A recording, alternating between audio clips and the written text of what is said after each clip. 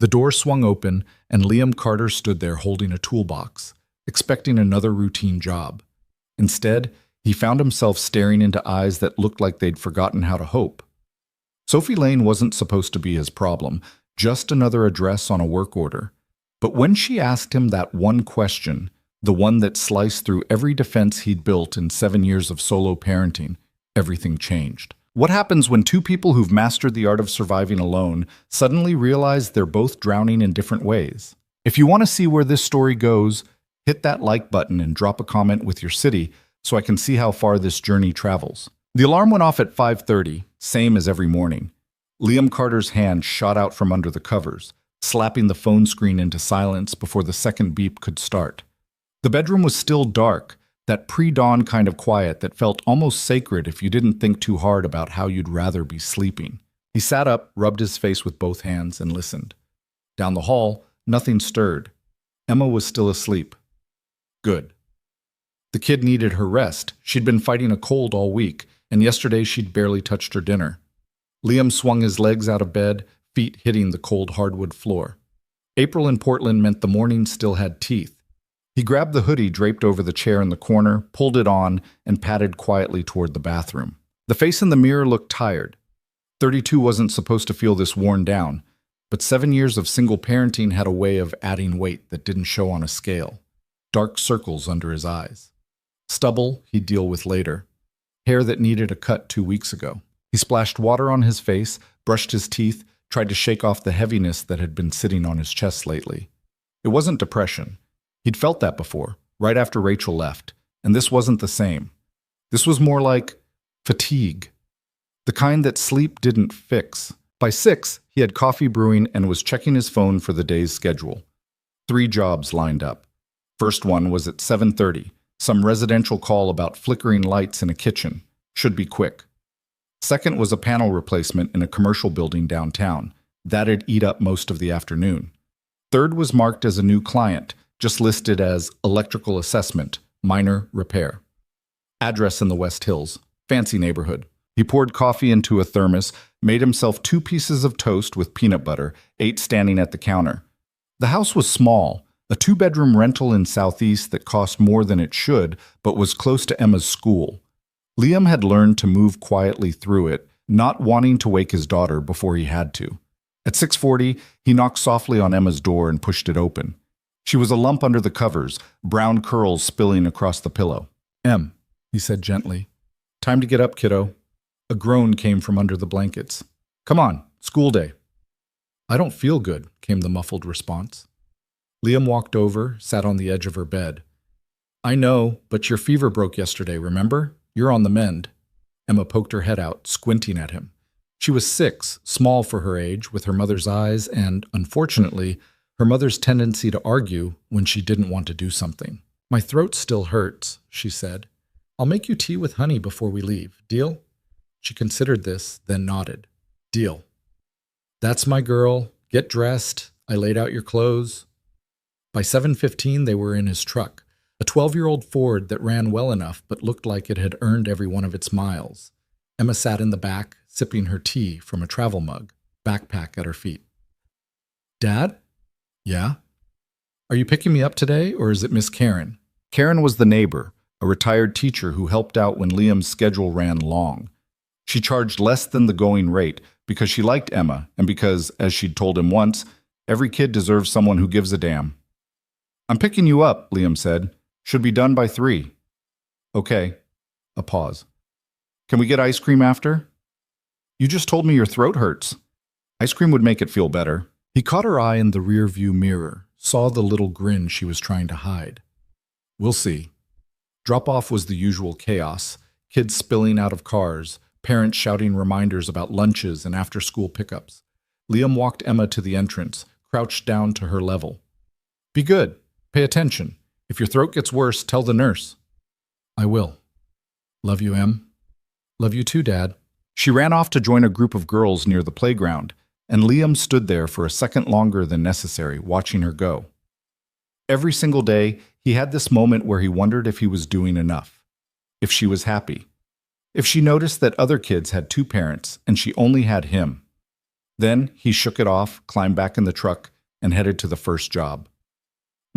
The kitchen lighting issue turned out to be a loose connection in the junction box. 20 minutes, in and out. The homeowner tried to chat him up about the Blazers game, and Liam made polite noises while he worked. He wasn't much for small talk. The panel replacement downtown took longer. Old building, outdated wiring, the kind of job where you had to move carefully or risk setting off a cascade of problems. By the time he finished, it was nearly 3, and he was running behind. He texted Karen, "Running late. Can you grab Emma? I'll pick her up from your place." Karen's reply came fast. "No problem. She can help me bake cookies." Liam felt the familiar mix of gratitude and guilt. He hated relying on people, but there was no other option. You couldn't raise a kid alone without accepting help. The third job was in the West Hills, up winding roads where the houses got bigger and the yards got greener. Liam had worked in this neighborhood before, places where people had money but no idea how their electrical systems functioned. They called guys like him to fix things they could have Googled, but they paid well, so he didn't complain. The address led him to a modern 2-story house with clean lines and floor-to-ceiling windows. Tasteful landscaping, a BMW in the driveway. He parked on the street, grabbed his toolbox, and walked up to the front door. He rang the bell, waited. The woman who answered wasn't what he expected. She was young, mid-20s maybe. Dark hair pulled back in a loose ponytail, dressed in jeans and an oversized sweater. No makeup. She looked like she'd just woken up, or maybe hadn't slept at all. There was something in her face, some kind of weariness that felt out of place in a house this pristine. "Liam Carter?" she asked. "That's me." "I'm Sophie, thanks for coming." She stepped aside, gesturing him in. "It's the outlet in the living room. It's not working, and I have no idea why." The inside of the house matched the outside. Clean, modern, expensive. Lots of white and gray, minimalist furniture, art on the walls that looked like it came from a gallery. But there was something off about it. No clutter, no personal touches. It felt more like a showroom than a home. Sophie led him to the living room, pointed to an outlet near the couch. "I plugged in a lamp yesterday and it just didn't work. I tried a different lamp, same thing." Liam set his toolbox down, pulled out his voltage tester. "Could be a tripped breaker. Let me check." She stood a few feet away, arms crossed, watching him work. Most clients wandered off, left him alone. Sophie stayed. He opened the outlet cover, tested the wires. No power. "Yeah, breaker's off. Where's your panel?" "Garage. I'll show you." She walked him through the kitchen, also spotless, also weirdly impersonal, and into the garage. The breaker panel was newer, well labeled. He found the trip switch, flipped it back on. "That should do it," he said. "Just like that?" "Just like that." She smiled a little, but it didn't reach her eyes. "I feel dumb for calling someone out for something that simple." "Don't." Happens all the time. They walked back to the living room. Liam tested the outlet, confirmed it was working, then started packing up his tools. "What do I owe you?" Sophie asked. "Service calls $75. She nodded, disappeared into another room, came back with cash. Handed it to him, 4 20s. "Keep the change," she said. "You sure?" "Yeah." He pocketed the money, picked up his toolbox. "Thanks. If anything else comes up, you've got my number." He was halfway to the door when she spoke again. "Can I ask you something?" Liam turned. "Sure." Sophie hesitated, like she was trying to figure out how to word it. Then, "Are you happy?" He blinked. "What?" "With your life. Are you happy?" It was such a strange question, so completely out of left field that for a second he didn't know how to respond. This woman, this stranger, was standing in her expensive house asking him something nobody had asked in years. I don't know," he said finally. "I guess I don't think about it much." She nodded slowly, like that made sense. "Yeah, me neither." There was a silence between them, heavy and uncomfortable. Liam felt like he'd stumbled into the middle of something he didn't understand. "Anyway," Sophie said, her voice lighter now, forced. "Thanks again." "No problem." He left, got in his truck, sat there for a minute before starting the engine. That question kept looping in his head. "Are you happy?" He didn't have an answer. By the time Liam picked up Emma from Karen's place, it was almost 5. She came running out with chocolate on her face and a baggie full of cookies. "We made snickerdoodles," she announced. "I can see that." Liam smiled at Karen, who stood in the doorway. "Thanks again." "Any time, hun. She's a delight." In the truck, Emma chattered about her day. Something about a boy named Tyler who ate glue and how her teacher read them a story about a dragon. Liam listened, made the right noises, but part of his mind was still back in that house, standing in that too-clean living room. "Are you happy?" They stopped for groceries, milk, bread, chicken for dinner. Emma wanted ice cream, and he caved, letting her pick a pint of mint chocolate chip. At home, he cooked while she did homework at the kitchen table, her tongue poking out in concentration as she traced letters. After dinner, they watched half a movie before Emma started yawning. Liam carried her to bed. She was getting too big for this, but she didn't complain and tucked her in. "Dad?" "Yeah, kiddo." "Do you ever get lonely?" His chest tightened. "Sometimes." "Why?" "I don't know. I was just thinking." "You're not lonely, are you?" She shook her head. "No. I have you." "Yeah. You've got me." He kissed her forehead, turned on her nightlight, and closed the door most of the way. Back in the living room, Liam dropped onto the couch, exhausted. He pulled out his phone, scrolled through emails without really reading them. His mind drifted back to Sophie, to that question. He thought about his life, the routine, the constant motion, the lack of anything that felt like joy. He wasn't miserable, but he wasn't happy either. He was just going. When had that become enough? 3 days passed. Work continued. More service calls, more repairs, more hours that blurred together. Emma's cold cleared up. Liam fixed a leaking faucet in their bathroom. Life moved forward the way it always did. Then, on Thursday afternoon, his phone rang. Unknown number. "Hello?" "Hi. Is this Liam Carter?" He recognized the voice immediately. Sophie. "Yeah, this is Liam. It's Sophie Lane. You came out earlier this week to fix an outlet?" "I remember. I was wondering if you'd be available for some additional work. I have a few other properties that need regular maintenance, and I liked how you handled things. Professional, quick. I'd pay you a monthly retainer if you're interested." Liam frowned. This wasn't how things usually worked. Most of his clients called when something broke, not to set up ongoing contracts. "What kind of properties?" he asked. "A couple of rental units, nothing major, just someone to check in, make sure everything's functioning, change filters, test smoke detectors, that sort of thing."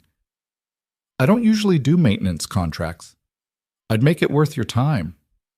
There was something in her voice, not desperation exactly, but something close to it, like she needed this to be a yes. Liam thought about his bank account, about the rent that was always due, about the college fund he'd barely managed to start for Emma. "How much are we talking?" She named a number. It was more than fair. It was generous. "When would you need me to start?" he asked. "Is next week too soon?" "Next week's fine." "Great. I'll text you the addresses and details." "Sounds good." "Thanks, Liam." She hung up before he could say anything else.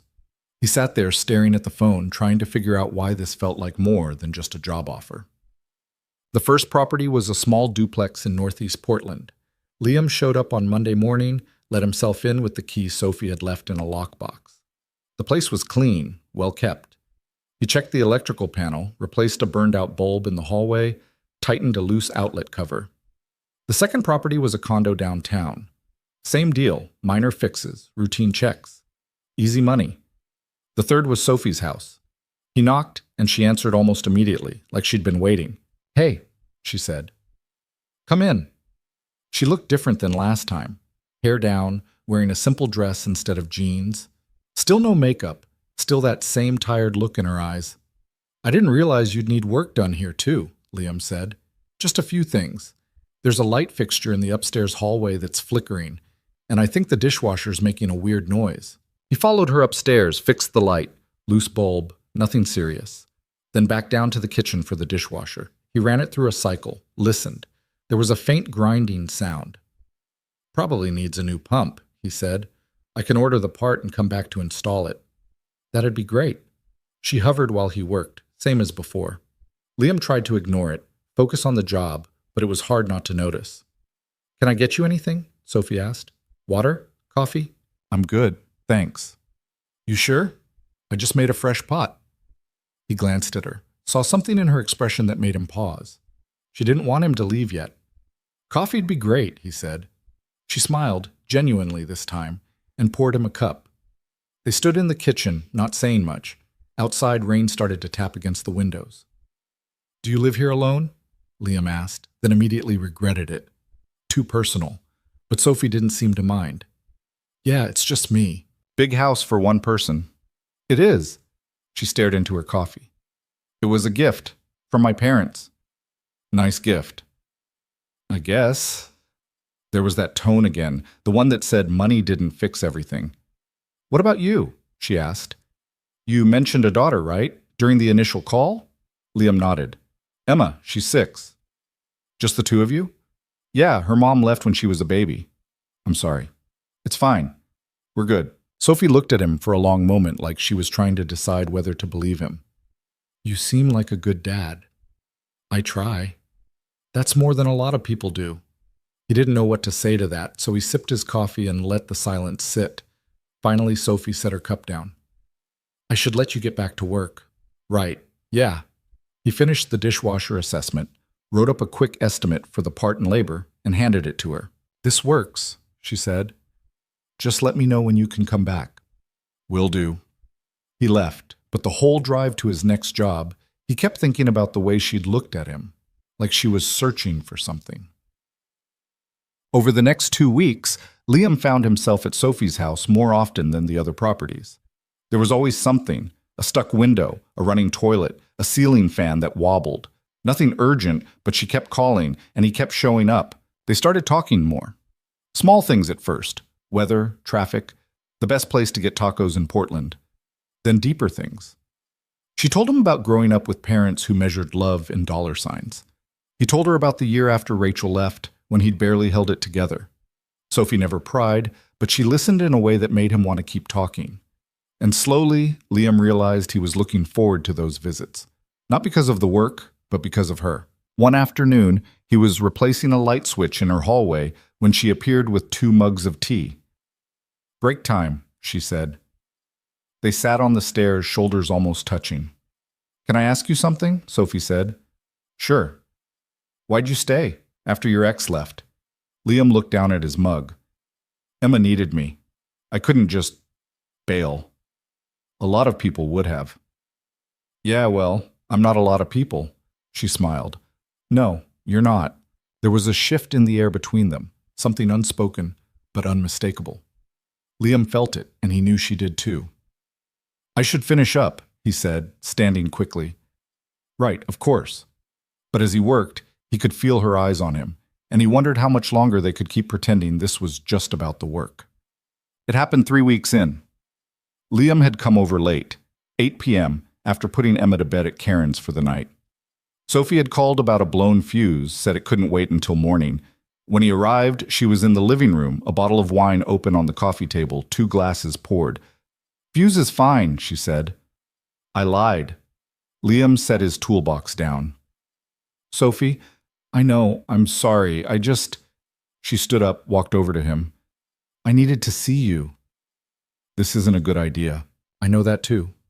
But she didn't move away, and neither did he. I can't stop thinking about you, she said quietly. And I know that's insane because you're just here to fix things, and I'm just some lonely person in a house that's too big, but he kissed her. It wasn't planned. It wasn't smart, but it happened, and the moment it did, everything else fell away. They ended up on the couch, then later in her bedroom, and for a few hours, Liam let himself forget about responsibility and consequences and all the reasons this was a mistake. Afterward, lying in the dark, Sophie's head on his chest, he stared at the ceiling and thought about what he'd just done. I should go, he said. I know. But she held on to him a little tighter, and he stayed. The morning came too fast. Liam woke to sunlight streaming through unfamiliar windows, Sophie still asleep beside him. He dressed quietly, grabbed his toolbox, and slipped out before she could wake up. In the truck, he gripped the steering wheel and tried to figure out what the hell he was doing. He had a daughter. He had a life that worked, even if it wasn't perfect. He couldn't throw that away for, what, a woman he barely knew? But even as he thought it, he knew it wasn't that simple, because somewhere in the last few weeks, Sophie had stopped being just a client. She'd become something else, and Liam had no idea what to do about it. He picked Emma up from Karen's at 7:30, offering apologies and an extra $20 that Karen waved away. Emma was groggy, confused about why she'd spent the night away on a school night, and Liam mumbled something about an emergency job that ran late. The lie tasted bitter. In the truck, Emma asked, "Where were you?" "Work stuff, kiddo. Complicated repair." "All night?" "Yeah, all night." She accepted this without further questions, and Liam felt worse for how easy it was to deceive a 6-year-old. They stopped at a drive-thru for breakfast, something he never did, and Emma's excitement over hash browns and orange juice only deepened his guilt. At school drop-off, he hugged her longer than usual. "You okay, Dad?" she asked. "Yeah, just tired." "You should sleep more." "I'll work on that." He watched her run toward the playground, her backpack bouncing, and something in his chest twisted tight. What the hell was he doing? He had one job: keep this kid safe, happy, stable. Last night didn't fit anywhere in that equation. The day's schedule was light: one job in the morning, nothing until late afternoon. Liam drove aimlessly for a while, ended up at a coffee shop he didn't usually frequent, and sat in a corner booth staring at his phone. Sophie hadn't texted. He wasn't sure if that was a relief or a disappointment. He thought about calling her, saying something. What exactly? That last night was a mistake? That it couldn't happen again? But even as he rehearsed the words in his head, they felt hollow. Because the truth was messier than that. The truth was he'd felt something last night that he hadn't felt in 7 years. Not just the physical part, though that had been, well, but the after. Lying there in the dark, Sophie's breathing soft and even against his ribs, and for once not feeling like he was carrying everything alone. That was the dangerous part. His phone buzzed, a text from Sophie. "Can we talk?" Liam stared at the screen. 3 words that could mean anything. He typed and deleted 4 different responses before settling on, "When? Today? I know you're probably busy, but if you have time." He checked his watch. The morning job wouldn't take long. He could swing by after. "Noon work?" "Yes." "Thank you." He pocketed the phone and finished his coffee, trying not to think about how fast his heart was beating. The morning job was a panel upgrade in a house that smelled like wet dog. The homeowner talked nonstop about his boat while Liam worked, and Liam made non-committal sounds at appropriate intervals. By 11:30 he was done and heading toward the West Hills. Sophie's BMW was in the driveway when he arrived. He parked behind it, grabbed nothing from the truck, no toolbox, no excuse for being here, and walked to the front door. She answered before he could knock. "Hi," she said. "Hi." She stepped aside and he came in. The house looked the same as always, immaculate, sterile. Sophie looked different, though. Older, somehow. Tired in a way that had nothing to do with sleep. They stood in the entryway, neither of them moving further into the house. "I'm sorry," Sophie said, "for last night, for putting you in that position. You didn't put me anywhere I didn't choose to be." "Still, it was selfish." Liam rubbed the back of his neck. "Look, we're both adults. What happened? It happened, but it can't happen again." "I know.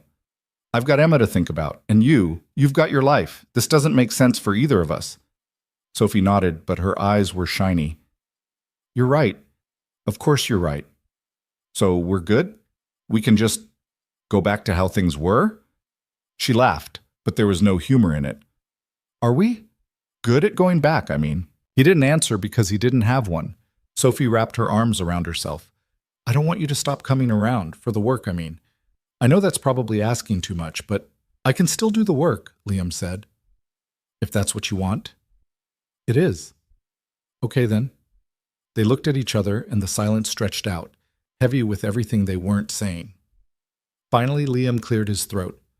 "I should go. Got another job this afternoon." "Right.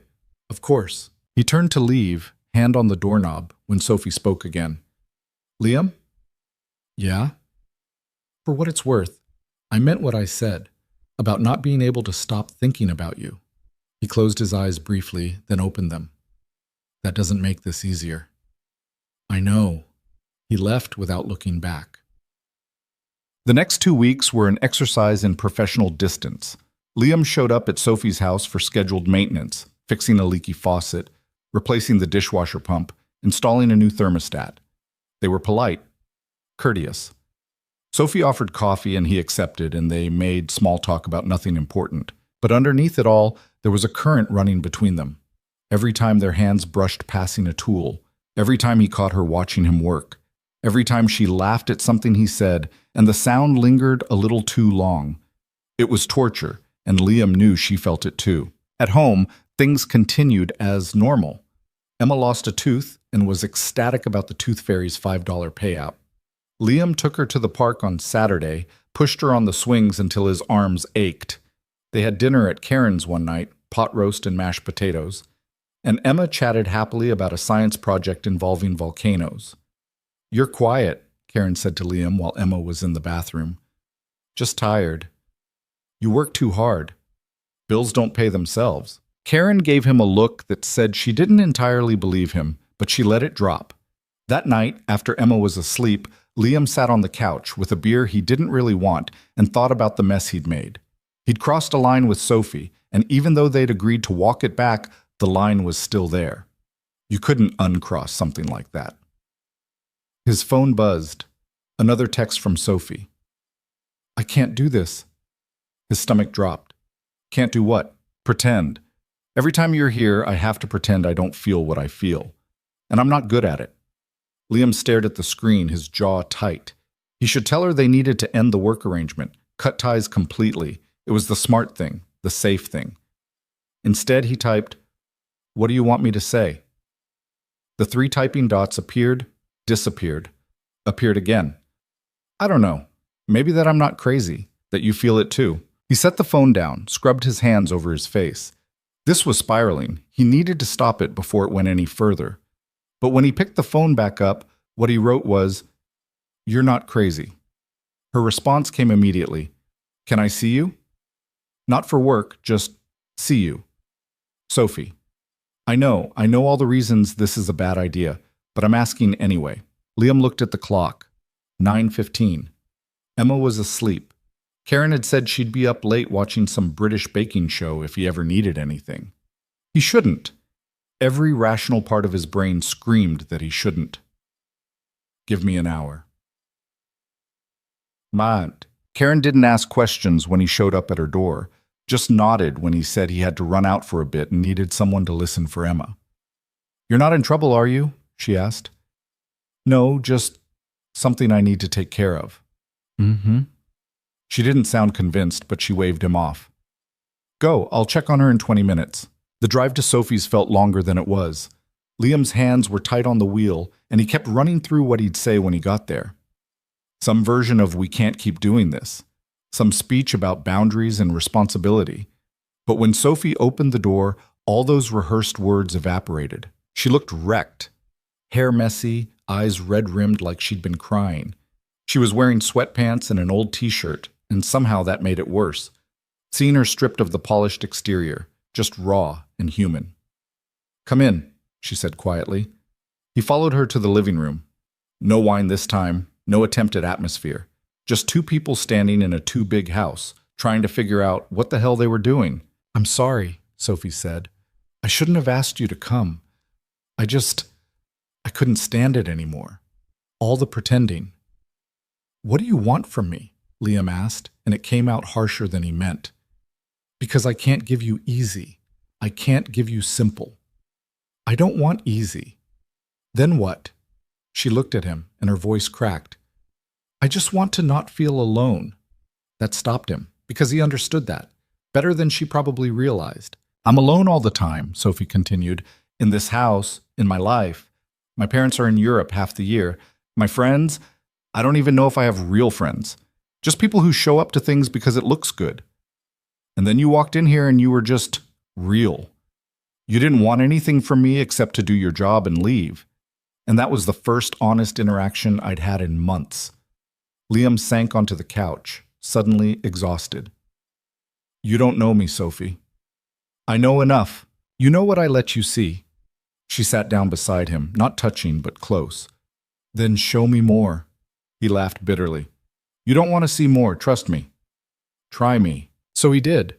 He told her about the year after Rachel left, when he'd seriously considered giving Emma to his sister because he didn't think he could do it. Told her about the nights when Emma was a baby, screaming for hours, and he'd put her in the crib and walked outside just to escape the sound. Told her about the constant fear that he was screwing up his kid, that one day she'd grow up and realize her dad had been faking competence the whole time. Sophie listened without interrupting, and when he finished, she said, "You stayed, though. You didn't give up. That doesn't make me a hero. It makes you someone who fights for what matters." "And what about you?" Liam asked, turning to face her. "You're sitting in a house your parents bought you, complaining about being lonely. You could change that any time you want." He expected her to get defensive, maybe angry. Instead, she nodded. "You're right. I could. But it's easier to stay stuck than to risk making things worse." "That's bullshit." "Is it?" She met his eyes. "You're doing the same thing. Staying in your routine, your safe little bubble with Emma, because change is terrifying. That's different. I have responsibilities." "So do I." "Like what?" Sophie gestured around the room. "All of this. My parents expect me to maintain a certain life, be a certain person, and I've gone along with it because it was easier than fighting. That's still a choice. So is staying stuck in a job you hate because it's safe?" Liam frowned. "I don't hate my job. But you don't love it either, do you?" He wanted to argue, but he couldn't, because she was right. He'd been treading water for 7 years, and he'd convinced himself that was enough. They sat in silence for a while, both of them processing. Finally, Sophie spoke. "I don't know what this is between us, but I know I don't want it to end." "It has to," Liam said, but there was no conviction in his voice. "Why?" "Because I can't give you what you need. I've got a daughter who comes first, always. I can't do dinners out or weekends away or any of the normal relationship stuff. And you deserve someone who can." "What if I don't care about normal?" "You say that now?" "I mean it." Liam looked at her, really looked, and saw that she did. It scared him how much he wanted to believe her. "This is a terrible idea," he said. "Probably. We barely know each other." "Then we'll learn." "I don't have time for this." "You're here, aren't you?" He was, and that said more than any protest he could make. Sophie reached over, took his hand. "I'm not asking for forever. I'm asking for a chance." Liam thought about Emma, asleep at Karen's, about the life he'd built that worked well enough, about all the reasons this was reckless and stupid. Then he thought about how it felt to be in this room with Sophie, talking about real things instead of surface bullshit, how it felt to be seen. "One step at a time," he said finally. "That's all I can do." Sophie smiled, and it was the first real smile he'd seen from her in weeks. One step at a time. They didn't sleep together that night. Liam left around 11, drove back to Karen's to pick up Emma. The older woman was on the couch, her show paused, and she gave him a knowing look when he came in. "Everything sorted?" she asked. "Getting there." "Good. She's been asleep the whole time, didn't even stir." "Thanks, Karen. I owe you." "You don't owe me anything, hun, but you look lighter than when you left. So whatever you sorted, I'm glad." Liam carried Emma to the truck, buckled her in. She didn't wake up, just curled against the seat with her thumb in her mouth, a habit she was supposed to have broken, but still did when she was really tired.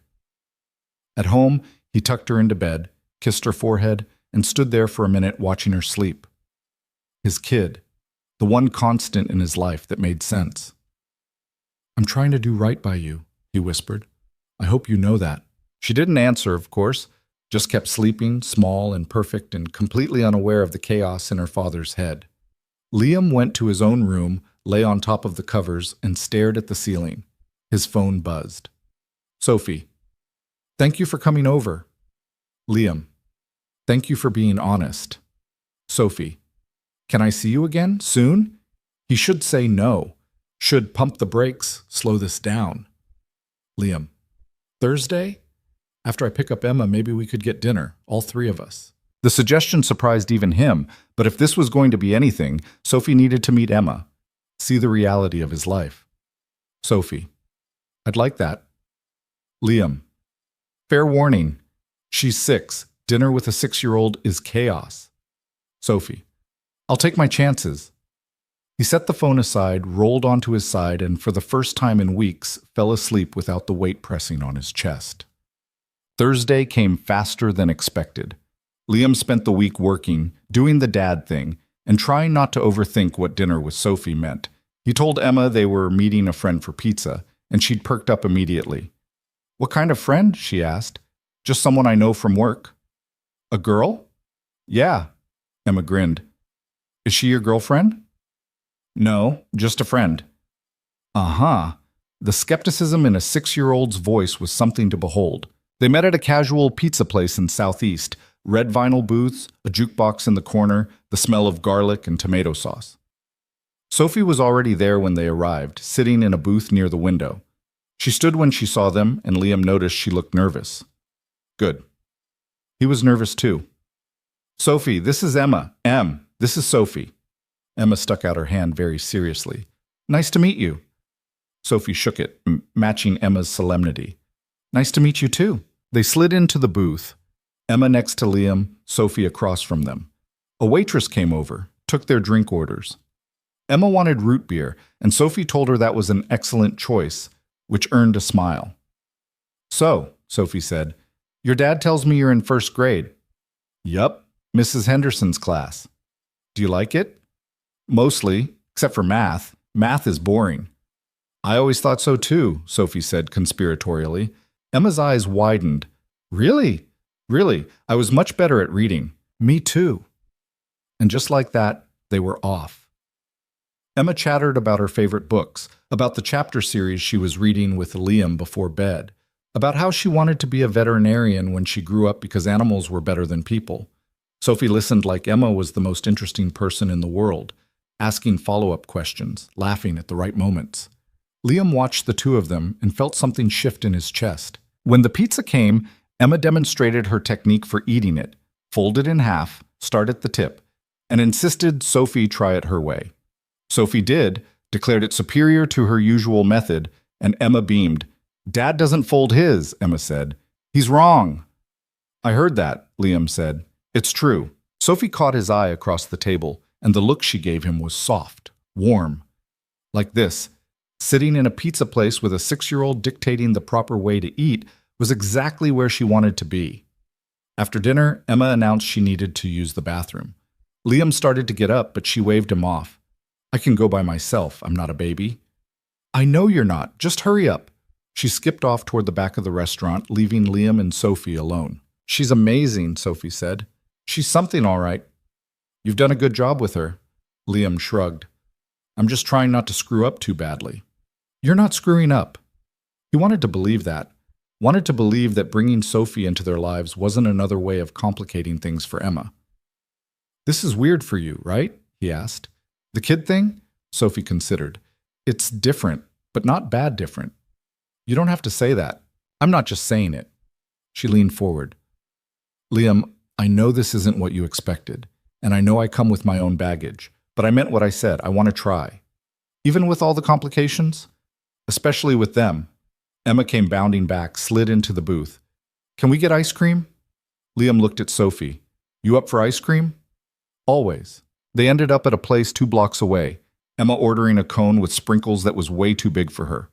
They walked along the sidewalk, Emma between them, and when she reached up to take Sophie's hand, Liam saw Sophie's surprise, then her smile.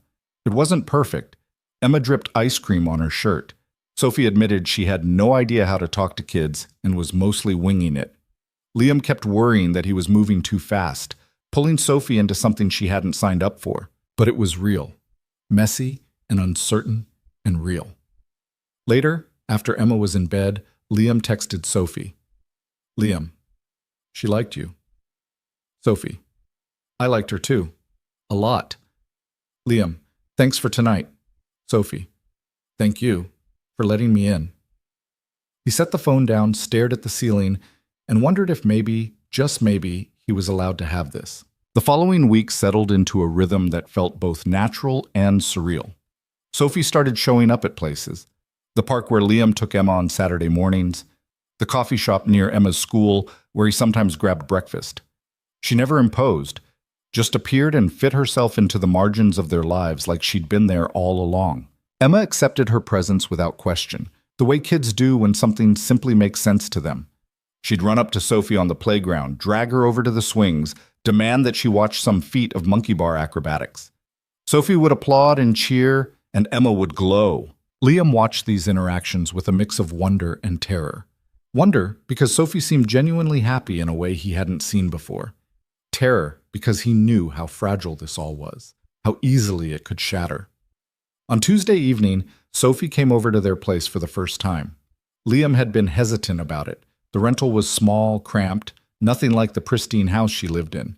But Sophie had asked, and he'd run out of reasonable excuses. She arrived at 6 with a bag of groceries. "I thought I'd make dinner," she said. "If that's okay." Emma's eyes went wide. "You cook?" "I'm learning," Sophie admitted. "Fair warning, it might be terrible." It wasn't terrible. It was actually pretty good. Pasta with homemade sauce, garlic bread, a salad that Emma picked at but mostly ignored. They ate at the small kitchen table, plates touching because there wasn't much room, and it felt oddly domestic, like a family. After dinner, Emma insisted on showing Sophie her room. Liam listened from the hallway as Emma gave a full tour. "Here's my stuffed animals. This is the one Dad won me at the fair. This poster is from my favorite movie. I'm not allowed to have more than 3 books in bed, but sometimes I sneak 4. Sophie made appropriately impressed noises, asked questions, sat on the floor while Emma explained the complex social hierarchy of her stuffed animal collection. When Emma finally wound down, Sophie came out to find Liam doing dishes. "She's got a lot of personality," Sophie said. "That's a polite way of saying she never shuts up." "I like it. My house is too quiet." Liam handed her a dish towel. "You don't have to help." "I want to." They worked in silence for a bit, falling into an easy rhythm. Wash, dry, put away. "Can I ask you something?" Sophie said eventually. "Sure." "What happened with Emma's mom? You don't have to tell me if you don't want to. I'm just curious." Liam had known this question would come eventually. He rinsed a plate, chose his words carefully. "Rachel was 23 when she got pregnant. I was 25. We'd been together maybe 8 months. It wasn't planned." "Did you want to keep the baby?" "I didn't know what I wanted. I was terrified. But Rachel seemed sure, so I went along with it. We moved in together, tried to make it work." He paused, remembering those months. The cramped apartment, Rachel's mood swings, his own growing panic about becoming a father. Emma was born in January. Tiny, healthy, perfect. And for about 3 months we tried. But Rachel was miserable. She'd cry all the time, say she'd made a mistake, that she wasn't cut out for this.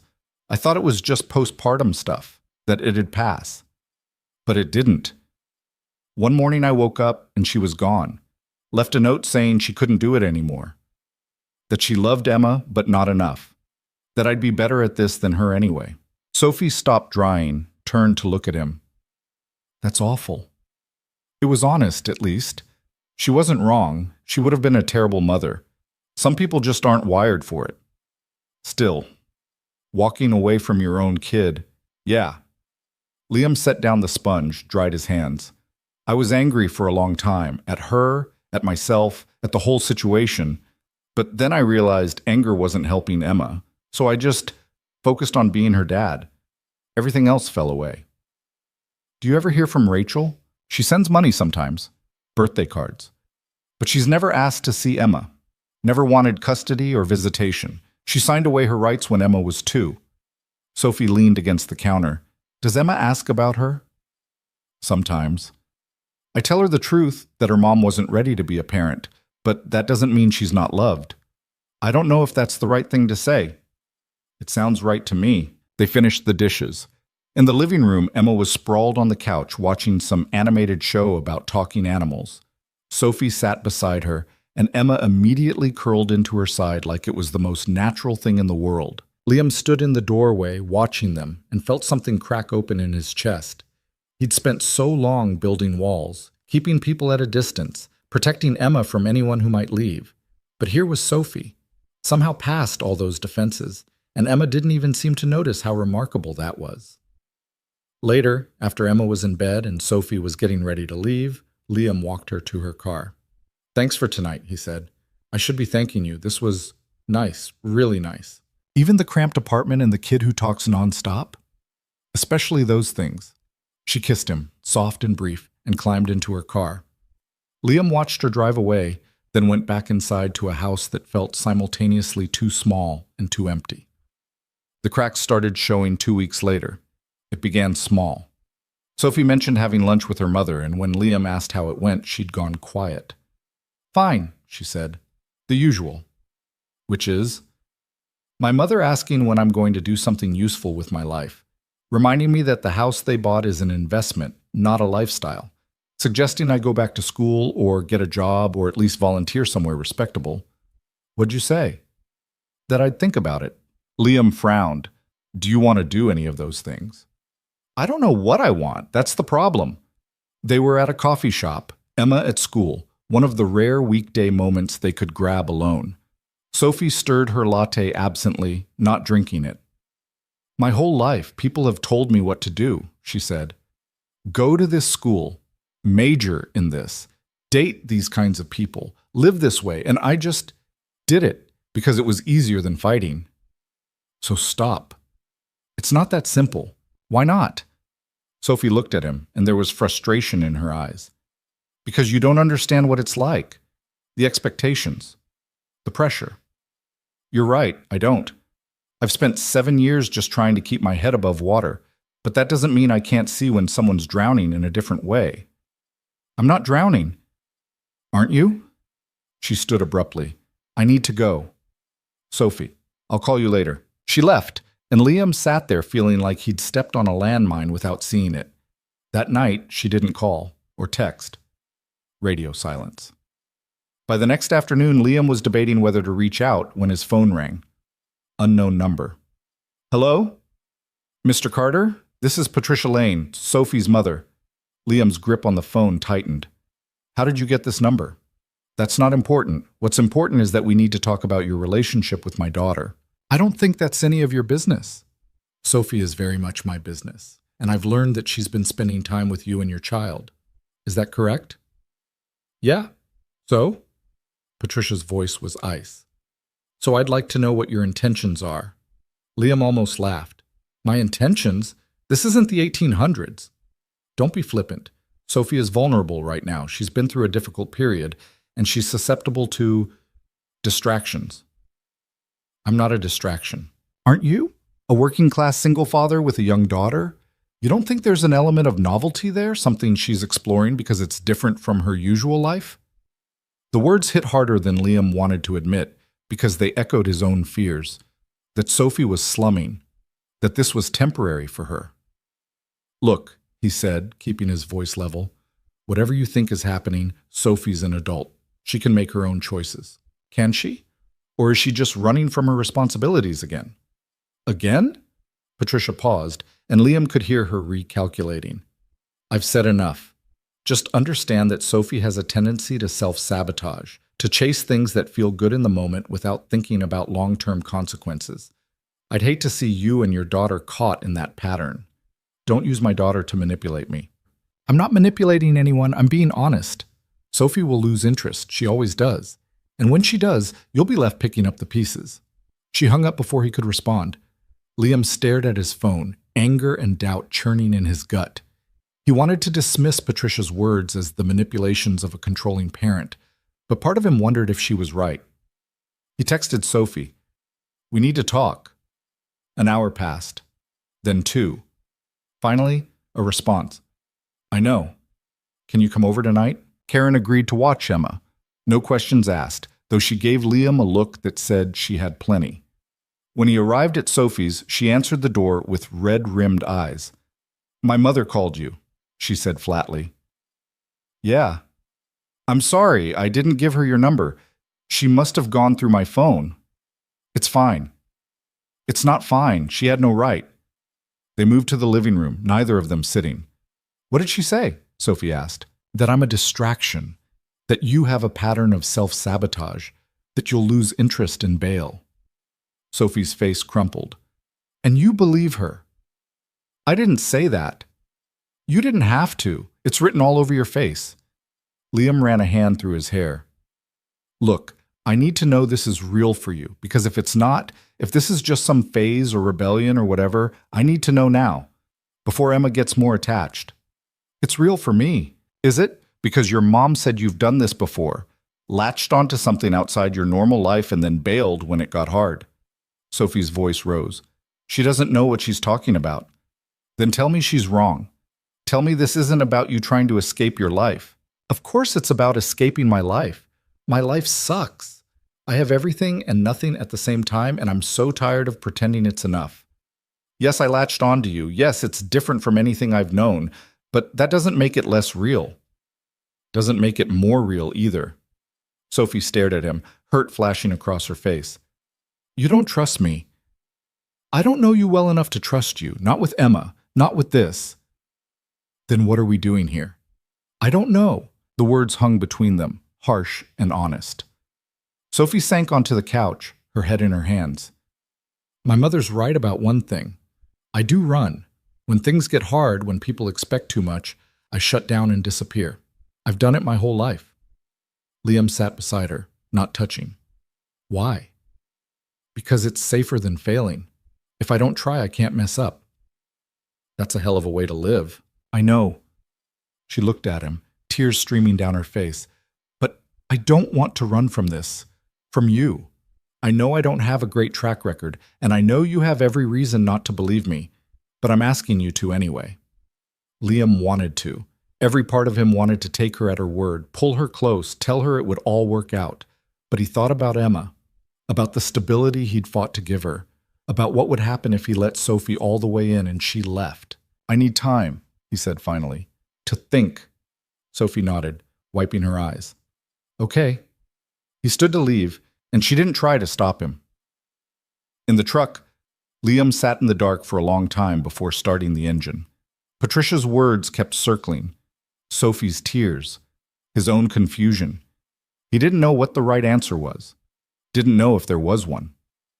The next few days were strange. Sophie texted sporadically, nothing heavy, just checking in. Liam responded but kept it surface level. He needed space to think, and she seemed to understand that. Emma noticed the absence. Is Sophie coming over this weekend? She asked on Thursday night. I don't know, kiddo. Why not? We're just figuring some things out. Emma frowned. Did you have a fight? Sort of. So you should say sorry. That's what you tell me to do when I fight with my friends. It's more complicated than that. Grown-ups always say that. She wasn't wrong. On Saturday, Liam took Emma to the park, trying to give her a normal day. She played on the swings, made friends with another kid, came running back with grass stains on her knees and a huge grin. Dad, can we get lunch at that place Sophie took us, with the good fries? Sure. At the restaurant, Emma chattered about school, about the book they were reading together, about how her friend Mia had a loose tooth. Normal kid stuff. But Liam's mind kept drifting. He thought about Sophie in that too big house, alone, about the way she'd looked with Emma, genuinely happy, about the fear in her eyes when he'd asked if this was real. His phone buzzed, a text from Sophie. I know you're thinking I'm not trying to rush you, but I want you to know something. This, you and Emma, it's the first thing in my life that's felt like mine, not something my parents arranged or approved of. Mine. And I know I'm a mess and I don't have a great track record, but I'm willing to fight for it. If you'll let me. Liam read it twice, then pocketed his phone. Dad? Emma was watching him. Are you okay? Yeah, kiddo, I'm okay. You look sad. Just thinking. About Sophie. He nodded. Emma took a fry, dragged it through ketchup. I like her. She's nice, and she laughs at my jokes even when they're not funny. That is pretty nice. Are you going to stop being friends with her? I don't know. I think you should give her another chance. Everyone deserves another chance. That's what you always tell me. Out of the mouths of 6-year-olds. That night after Emma was asleep, Liam called Sophie. She answered on the first ring. Hi. Hi, can we talk? In person? Now? If you're up for it, I can come to you. Okay. 20 minutes later, he was at her door again. She let him in, and they stood in that same entryway where so much had already happened. I read your text, Liam said. And I think we need to be honest about what this is. Really honest. Sophie nodded. Okay. I'm scared, Liam admitted. Scared of letting someone in and having them leave. Scared of what it'll do to Emma if this doesn't work. Scared that your mom's right, and you'll wake up one day and realize this isn't what you want. I'm scared too, Sophie said quietly. Scared that I'll mess this up like I've messed up everything else. Scared that I'm not strong enough to fight for this when it gets hard. Scared that you'll look at me one day and see what everyone else sees. Someone who has everything handed to her and still can't get it right. They looked at each other, two broken people trying to figure out if their pieces fit. What if we're both right, Liam said. What if this is hard and messy and we both screw up? Then we screw up together. That's not very reassuring. It's honest. He laughed, despite everything. Yeah, it is. Sophie stepped closer. I can't promise I won't run when things get hard, but I can promise I'll try not to. I can promise I'll show up, even when it's uncomfortable. I can promise that this, whatever this is, matters to me more than anything has in a long time. I can't promise it'll be easy to be with me, Liam said.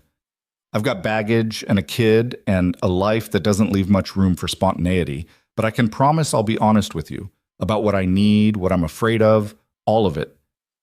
Then let's start there, with honesty. Okay? Okay. They stood there, the space between them charged with possibility and fear in equal measure. Finally, Sophie spoke.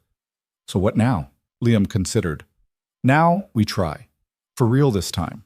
No more pretending it's casual or temporary. We try, and we see what happens.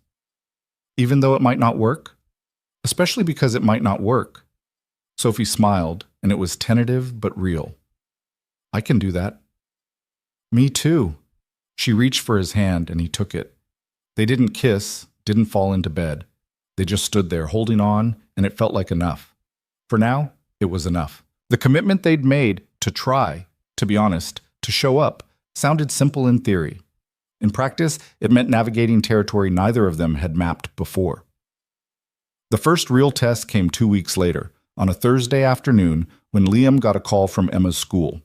She'd been in a fight on the playground, not physical, but she'd said something harsh to another girl and made her cry. The teacher wanted him to come in. Liam left a job half finished, drove to the school with his stomach in knots. Emma was sitting outside the principal's office, arms crossed, face set in that stubborn expression she got when she knew she was in trouble but didn't want to admit it. What happened? He asked, crouching down to her level. Mia said Sophie wasn't my real mom and that she was just pretending to like me because she felt sorry for you. Liam's jaw tightened. And what did you say? Emma's voice got small. I said at least Sophie shows up, which is more than Mia's dad does since her parents got divorced. The teacher, Ms. Henderson, appeared in the doorway. Mr. Carter, can we talk? The conversation was brief but pointed. Emma had crossed a line. She needed to apologize. Liam agreed, felt the weight of parenting pressing down on him, the constant fear that he was screwing this up, that Emma was acting out because of his choices. In the truck afterward, Emma was quiet. You know what you said was wrong, Liam said finally. I know. Mia's home situation isn't her fault. You hurt her because you were hurt. She started it. That doesn't make what you did okay. Emma stared out the window, tears sliding down her cheeks. Is Sophie my real mom or not? Liam pulled over, put the truck in park. Em, look at me. She turned, face blotchy and miserable. Sophie's not the woman who gave birth to you. That's a fact.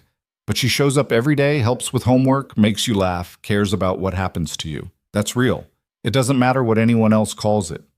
But what if she leaves, like my birth mom did? There it was. The fear Emma had been carrying finally spoken out loud. I can't promise she won't, Liam said, and it hurt to admit. People make their own choices, but Sophie's chosen to be here. Every single day she chooses us, and that counts for something. Emma wiped her nose on her sleeve.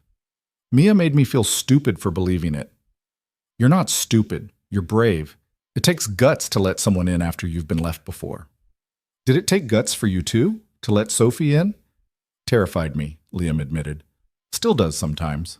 But you did it anyway. Yeah, because some things are worth being scared for. Emma nodded slowly, processing. Then, I still have to apologize to Mia, don't I? Yep. That's gonna suck. Probably, but you'll do it anyway because that's what good people do when they mess up. That evening, Liam texted Sophie about what happened. She called immediately. "Is Emma okay?" she asked. "She's okay. Shaken up, but okay." "What did the other girl say about me?" Liam hesitated. "That you're not her real mom. That you're just pretending." Sophie was quiet for a long moment. "And what does Emma think?" "She's scared you're going to leave." "I'm not going anywhere." "I told her that, but she's 6. She needs more than words." "Then I'll show her, however long it takes." After they hung up, Liam sat on the couch feeling the familiar weight of single parenthood, the isolation of making every decision alone, carrying every fear. Except he wasn't alone anymore. Sophie was in this with him, and that both relieved and terrified him. Later that night there was a knock at the door. Sophie stood there with a bag from the bookstore. "I know you didn't ask me to come," she said, "but I thought Emma might want this." She pulled out a book. Some illustrated story about blended families and what makes someone family. Not overly sentimental, just honest. "I thought maybe we could read it together," Sophie said. "The 3 of us." Liam let her in, and they found Emma in her room, pretending to do homework, but mostly just staring at her notebook. "Hey, kiddo," Sophie said. "Your dad told me what happened today." Emma's face crumpled. "I'm sorry, I didn't mean to make you—" "You didn't do anything to me," Sophie said gently, sitting on the bed. "You were defending yourself. That's not something to apologize for." "But I was mean to Mia." "Yeah, you were, and you'll make that right tomorrow. But right now, I want to talk about what she said to you. About me." Emma looked at her hands. "She said you're not my real mom." "She's right. I'm not.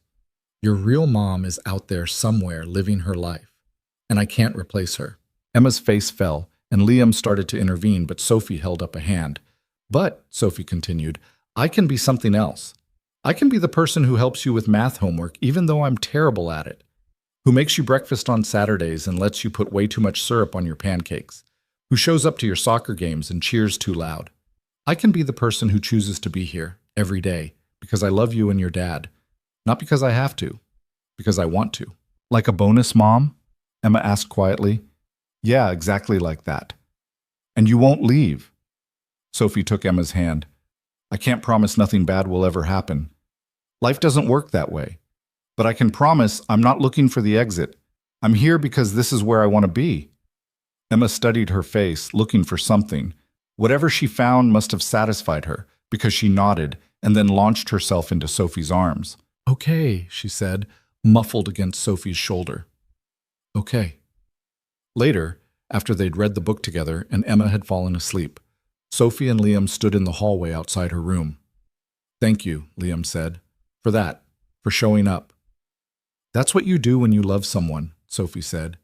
"You show up even when it's hard." She kissed him goodnight and left, and Liam stood there thinking about how much had changed, how Sophie had gone from a stranger in a too-big house to someone his daughter trusted with her deepest fears, how somewhere along the way she'd become essential. The next challenge came from a different direction entirely. Liam's sister, Jennifer, called on a Sunday morning. They hadn't spoken in months. She lived in Seattle with her husband and 2 kids, busy with her own life, but now she was coming to Portland for a conference and wanted to see Emma. "And I'd like to meet this woman you've been seeing," Jennifer added. "Emma mentioned her when we FaceTimed last week. Her name's Sophie." "I know. Emma talked about her for 15 minutes straight. Seems like she's pretty involved." "She is." "And you're serious about this?" Liam looked over at Emma, who was sprawled on the living room floor drawing. "Yeah, I am." "Good. I'm happy for you, Liam. Really. You deserve someone." They made plans for lunch the following Saturday. After Liam hung up, he felt a knot of anxiety forming. Jennifer was protective, always had been. She'd been there through the worst of it after Rachel left, had offered to take Emma multiple times when Liam was drowning. She'd seen him at his lowest. He wasn't sure what she'd make of Sophie. When he told Sophie about the lunch, she went pale. "Your sister, the one who helped you through everything. That's the one, and she's going to judge whether I'm good enough for you and Emma. She's going to meet you. That's different." "Is it?" Sophie was pacing now, that old anxiety creeping back in. "What if she hates me? What if she thinks I'm some spoiled rich girl playing house?" Then she'd be wrong. But what if... Hey, Liam caught her hand, pulled her close. Jennifer's protective, but she's fair. Just be yourself. That's all she needs to see. What if myself isn't enough? It's enough for me. It's enough for Emma. It'll be enough for her. Sophie didn't look convinced, but she nodded. The days leading up to the lunch were tense. Sophie changed outfits 4 times Saturday morning, kept asking Liam if she looked too formal or too casual or too something. Emma found the whole thing hilarious. "Sophie, you look pretty in everything," she declared. "Just wear jeans." "Listen to the 6-year-old, Liam said. "She's got good instincts." They met Jennifer at a casual restaurant in Selwood. She was already there when they arrived. Tall, angular, with the same dark hair as Liam and a shrewd expression that missed nothing. Emma ran to her immediately. "Aunt Jen!" "Hey, Squirt!" Jennifer scooped her up, then set her down and turned to Sophie. "You must be Sophie." "I am. It's nice to meet you." They shook hands, and Liam watched his sister's face for clues. She was giving nothing away. Over lunch, Jennifer asked questions. Friendly enough on the surface, but Liam could hear the assessment underneath. Where was Sophie from? What did she do? How had they met? Sophie answered honestly. Didn't try to oversell herself. When Jennifer asked what she did for work, Sophie admitted she was taking community college classes and volunteering, that she was still figuring out what she wanted to do. That must be nice, Jennifer said, having the freedom to figure it out. There was an edge there, subtle but present. Sophie caught it. It is, she said carefully, but it's also kind of terrifying. I spent my whole life doing what other people expected, and now I'm trying to figure out what I actually want. Turns out, that's harder than it sounds. Jennifer's expression softened slightly. I can imagine. Emma, oblivious to the undercurrents, chattered about school, about the snow they'd had, about how Sophie made really good cookies. Jennifer listened, asked follow-up questions, and slowly the tension started to ease. After lunch, Emma wanted to show Jennifer the bookstore down the street. While they browsed, Jennifer pulled Liam aside. She seems nice, she said. But? No but. I'm just surprised. She's not what I expected. What did you expect? Jennifer shrugged. I don't know. Someone more polished? Put together? She seems kind of lost. She's finding her way. And you're okay with that? With being with someone who doesn't have it all figured out? Liam laughed. Jen, I don't have it all figured out. Nobody does. You know what I mean. You've got Emma to think about. You can't afford to be with someone who might bail when things get complicated. She's not going to bail. How do you know? Because I've seen her show up over and over. When Emma had a meltdown at the grocery store. When I got called to a job at 2 a.m. and needed someone to stay with Em. When things are messy and hard and not Instagram perfect, she doesn't run. Jennifer studied him. You really love her. Yeah, I do. And Emma loves her too. She does. Jennifer sighed. Then I guess that's what matters. Just be careful, okay? You've been through enough. I'm always careful. No, you're not. You're reckless as hell when it comes to the people you love. You just hide it better than most people. She wasn't wrong. At the end of the visit, Jennifer hugged Sophie. Take care of them, she said quietly. I will, Sophie promised. In the car afterwards, Sophie let out a long breath. That was intense. You did great. She doesn't entirely trust me. She doesn't entirely trust anyone. It's not personal. It feels personal. Emma piped up from the back seat. I think Aunt Jen liked you. She smiled way more than she usually does. Did she? Sophie turned to look at Emma. Yep. Usually she's all serious and asking about vegetables. Today she only asked about vegetables once. Liam laughed. See? You passed the test. But that night, after Emma was asleep, Sophie was quiet. They were at her house. She still kept it, though she spent most nights at Liam's, and she was curled up on the couch, staring at nothing. What's wrong? Liam asked. Your sister was right to question me. I am lost. I don't have a career or a plan or anything figured out, and you're raising a kid. You need stability, not someone who's still trying to figure out who they are. Sophie, no, listen. What if I wake up in 5 years and realize I want something different? What if I resent giving up my old life? What if I'm not cut out for this? What if you are? Liam said. What if you're exactly what we need? You don't know that. Neither do you. But we're here anyway, trying to figure it out together. That's all anyone does. Sophie wiped at her eyes.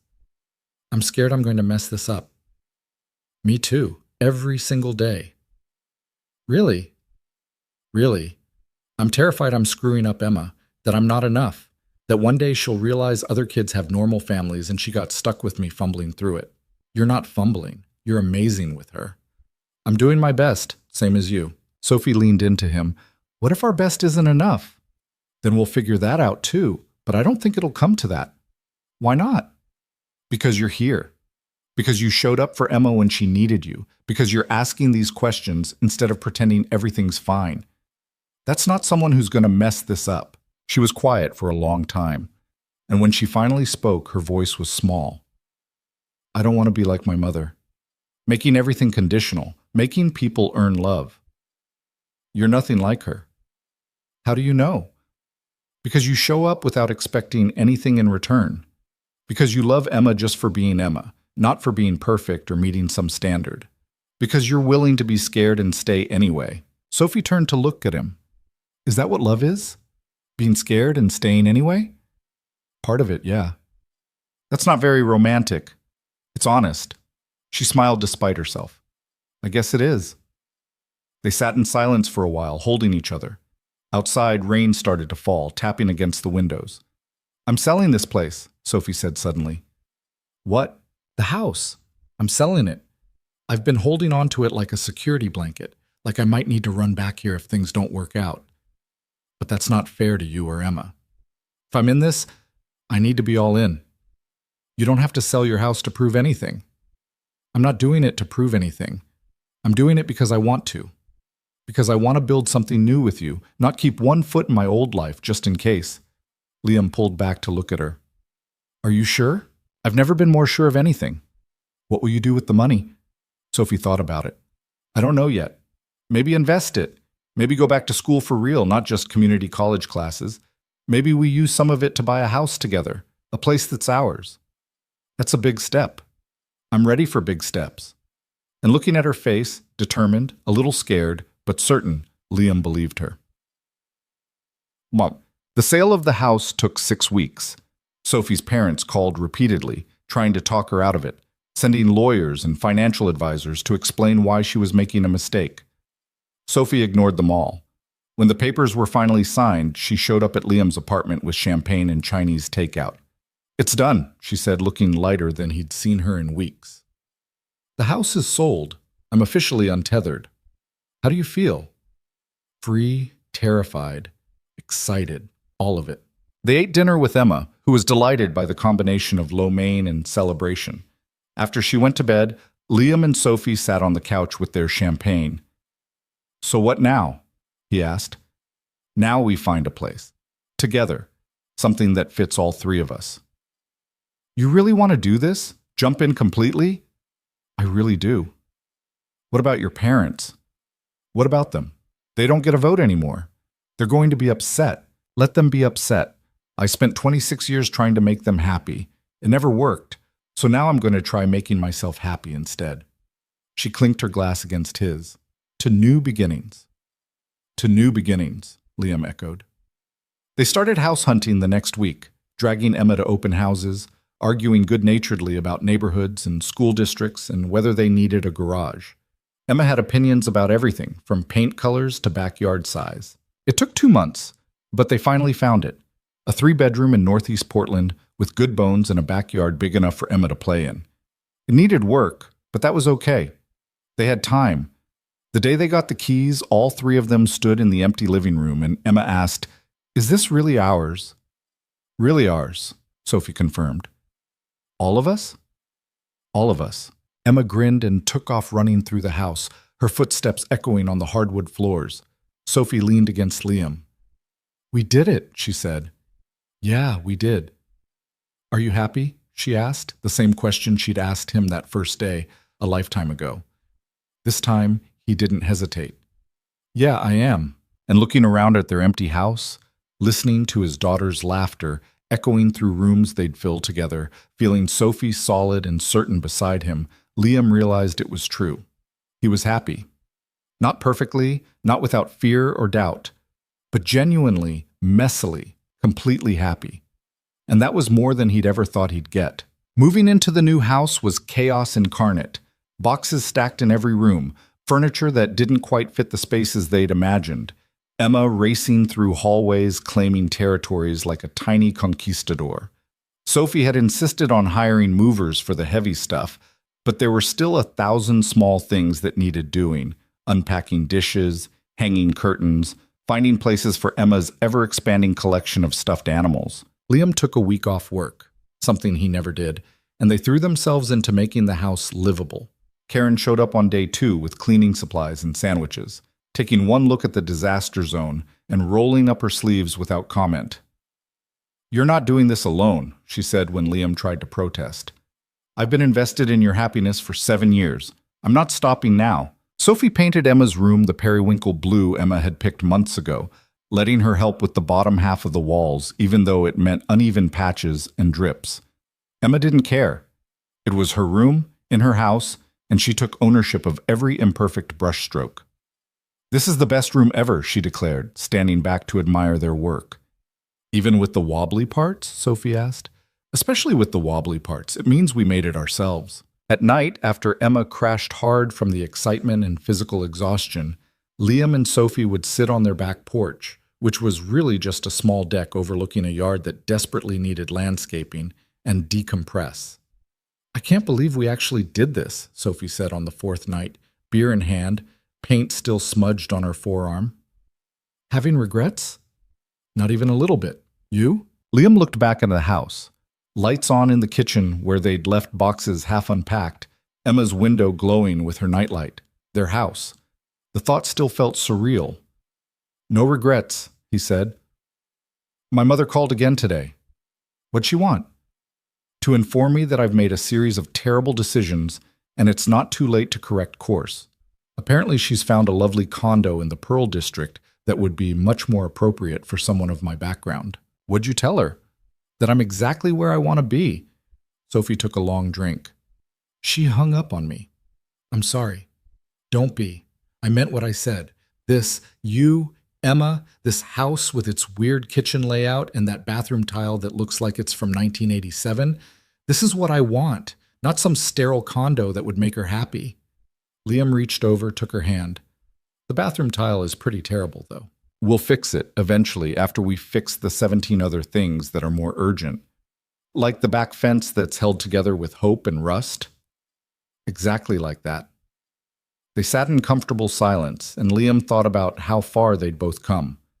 Sophie from her gilded cage, him from his carefully controlled survival mode.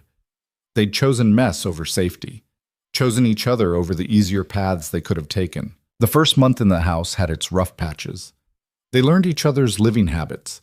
Sophie was messy in ways that drove Liam crazy, leaving coffee cups on every surface. Liam was rigid about routines in ways that made Sophie feel constricted. They bickered about whether dishes needed to be done immediately after dinner or could wait until morning, about how late was too late for Emma's bedtime on weekends, about whose turn it was to take out the trash, small things, domestic things. The kind of friction that came from merging lives. But they worked through it. Sophie started using coasters without being asked. Liam loosened up about the bedtime thing. They bought a chore chart and made it a game with Emma, who took to it with the enthusiasm of someone who enjoyed checking boxes. 6 weeks in, on a Saturday morning, Liam woke up to voices in the kitchen. He padded downstairs to find Sophie and Emma making pancakes, flour everywhere, Emma standing on a step stool at the stove while Sophie supervised. "Dad, we're making breakfast," Emma announced unnecessarily. "I can see that." "Sophie's teaching me to flip them. Watch." She attempted a flip that sent the pancake half onto the floor. Both of them dissolved into giggles. "Okay, maybe we need more practice," Sophie said, retrieving the pancake. "Let's try again." Liam leaned against the doorframe, watching. This was his life now. His daughter and his... What was Sophie exactly? They hadn't put labels on it beyond being together, being committed. But standing there watching them laugh over ruined pancakes, Liam knew what he wanted her to be. After breakfast, which was mostly edible despite the learning curve, Emma went to her room to play, and Liam helped Sophie clean up the disaster zone that was their kitchen. "I've been thinking," he said, scraping batter off the counter. "Dangerous. About us, about what this is." Sophie stopped wiping down the stove, turned to face him. "Okay. Emma asked me yesterday if you were going to be her stepmom someday." "What did you say?" "I said I didn't know, that it was complicated." Sophie's face fell slightly. "Right, complicated. But it's not actually complicated, I mean." Liam set down the sponge. "I love you. Emma loves you. You're already part of this family in every way that matters. The only thing we haven't done is make it official." "Official how?" He pulled a small box from his pocket. Nothing fancy, just a simple ring he'd bought 3 days ago during his lunch break, unable to shake the certainty that this was right. Sophie's eyes went wide. "I'm not good at speeches," Liam said.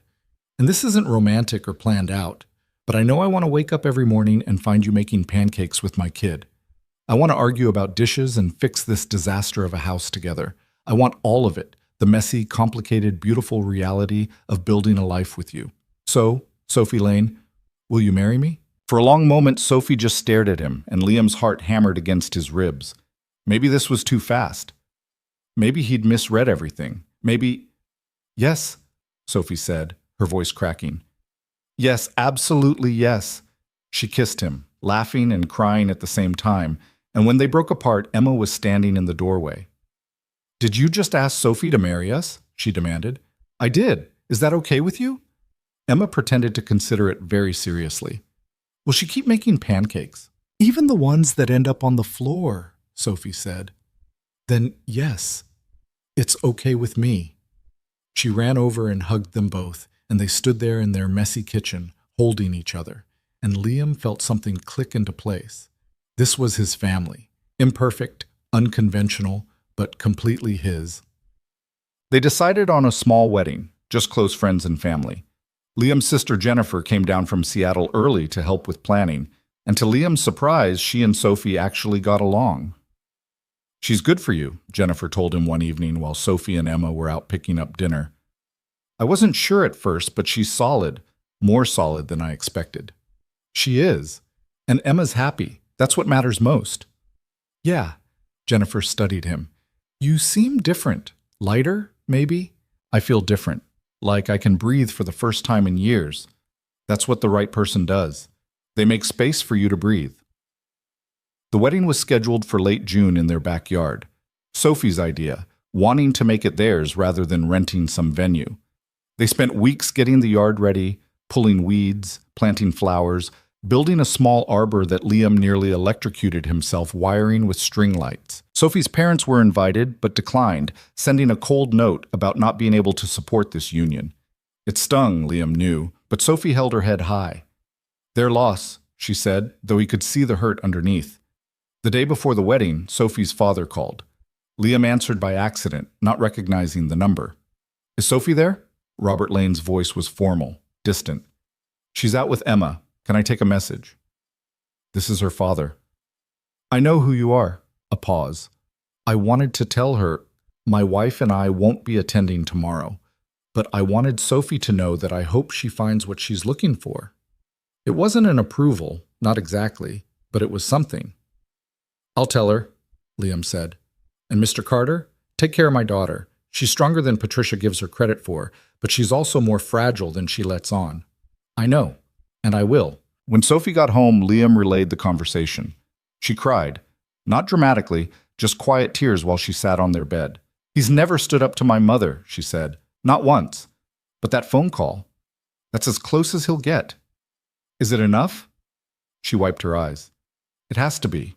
The wedding day dawned clear and warm, one of those perfect Pacific Northwest days where the sky was impossibly blue and the air smelled like roses. Karen arrived early to help Sophie get ready, shooing Liam and Emma out of the house. They got ready at Karen's place, Liam in a simple gray suit, Emma in a blue dress she'd picked herself, complete with sneakers because fancy shoes are terrible, Dad. When they arrived back at the house, guests were already gathering, maybe 30 people total. Liam's coworkers, some of Emma's friends, and their parents, Jennifer's family. Small, intimate, perfect. And then Sophie appeared, and Liam forgot how to breathe. She wore a simple cream dress, nothing extravagant, her hair loose around her shoulders. No veil, no train, no pretense. Just Sophie, beautiful and nervous and entirely herself. Emma was her only bridesmaid, taking the role very seriously as she walked down the makeshift aisle, scattering flower petals. When she reached the arbor, she stage whispered to Liam, "She looks really pretty, Dad." "She does, kiddo." The ceremony was brief. A friend of Sophie's who'd gotten ordained online officiated, keeping it light and personal. They'd written their own vows, and when it was Liam's turn, he pulled out the crumpled paper he'd rewritten 17 times. "Sophie," he started, then stopped, looking at her instead of the paper. "I had this whole thing written out, about how you changed my life, how you made me believe in second chances, all of that. And it's true. But standing here, what I really want to say is simpler. You showed up. When things were messy, when they were hard, when it would have been easier to walk away. You showed up. You chose us. Every single day. And I promise to spend the rest of my life showing up for you the same way. Whatever comes, whatever we face it together." Sophie was crying by the time he finished, and when it was her turn, she had to take a moment to compose herself. "I spent most of my life being someone else's idea of who I should be," she said, her voice shaking slightly. "Perfect daughter, perfect student, perfect everything, and I was miserable because none of it was real. Then I met you, Liam, and you asked me if I was happy. Nobody had ever asked me that, and I couldn't answer because I didn't know what happiness looked like. But now I do. It looks like Sunday morning pancakes and paint-splattered walls, and a 6-year-old who calls me her bonus mom. It looks like choosing mess over perfection, choosing real over easy. And I choose this. I choose you. I choose Emma. I choose this beautiful, imperfect life we're building, today and every day after." There wasn't a dry eye under that arbor. When the officiant pronounced them married, Emma cheered louder than anyone, and Liam kissed his wife, while their small gathering erupted in applause. The reception was in the backyard, simple food and music from a borrowed speaker system. Emma danced with anyone who'd have her, spinning in her dress until she was dizzy. Sophie's photography professor from community college had volunteered to take pictures, capturing moments Liam knew they'd treasure. Emma mid-laugh, Sophie and Jennifer talking with their heads together, Liam dancing with his new wife while the sun set behind them. Late in the evening, after Emma had fallen asleep on Karen's lap and most of the guests had filtered out, Liam and Sophie stood in their yard surrounded by the remnants of the party. "We did it," Sophie said. "We did. How do you feel? Married, terrified, happy? You?" "Same, except maybe more terrified." "About what?" Sophie gestured around them. "All of this. What if I'm not good at being a wife? What if I mess up being a stepmom? What if—" Liam pulled her close. "Then we figure it out, together. That's the whole point. Promise?"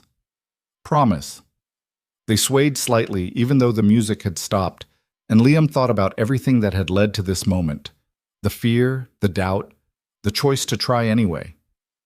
"Thank you," Sophie said quietly. "For what?" "For seeing me. For asking if I was happy. For giving me a reason to answer yes." The months after the wedding settled into a rhythm that felt both new and familiar. Sophie threw herself into her photography classes, started building a portfolio. She had an eye for capturing moments, candid shots of Emma playing, of Liam working on the house, of the small details that made up their life. Her professor suggested she submit to a local gallery show, and to Sophie's shock, 3 of her pieces were accepted. The opening was on a Thursday night in September, and Liam left work early to make it. Sophie was terrified, standing in the gallery surrounded by strangers looking at her work. Liam found her in a corner, gripping a glass of wine. "You okay?" he asked. "There are people looking at my photos, actual people, judging them." "They're not judging, they're appreciating." "How do you know?" "Because they're beautiful. You're talented, Sophie. Let yourself believe it." One of Sophie's photos sold that night. A shot of Emma on the swings, caught mid-flight, laughing at something out of frame. The buyer was a middle-aged woman who told Sophie it reminded her of her own daughter at that age. When they got home, Sophie was buzzing with energy and disbelief. "I sold a photograph," she kept saying. "Someone paid money for my work." They'll pay for more, Liam said. This is just the beginning. You really think so? I know so. She kissed him, hard and grateful. I couldn't have done this without you. You know that, right? You and Emma, you gave me the courage to try. You gave yourself the courage. We just showed up to watch.